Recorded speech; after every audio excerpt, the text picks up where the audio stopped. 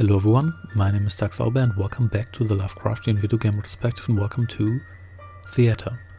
Theater is a 1995 text adventure written for Z Machine, in which you take the role of a real estate agent. Your job is to sell the titular theater, but while visiting it, you get locked in by a thug outside and your car gets stolen, so you have to stay the night.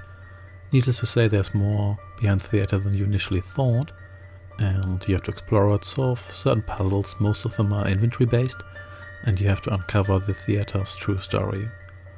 The game is based on the short story The Ghost of the Lyric, which is included in the game in its entirety and is accessible via the help function, which is quite nice. So if you like the story of the game, you can check out the short story as sort of a tie-in.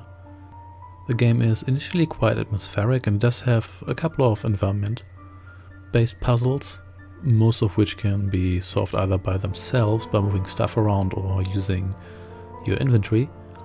And even though it does slump a little bit in the later half of the game is also quite atmospheric, even though it does seem to lift a lot of things from The Lurking Horror, another early Lovecraftian text adventure, if not the earliest.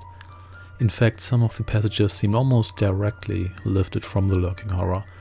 Nevertheless, the writing is generally good. There are a couple of passages where it's a little bit sloppy, but it doesn't really hurt too much. The game is of medium length and not too difficult, even though there are a couple of puzzles that are not entirely logical.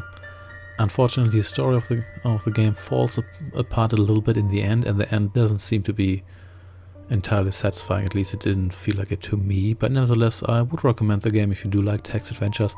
However, overall it's pretty average, so if text adventures are not for you, then this game is not going to convince you to check them out. Thanks for watching, and I shall see you next time. Take care and goodbye.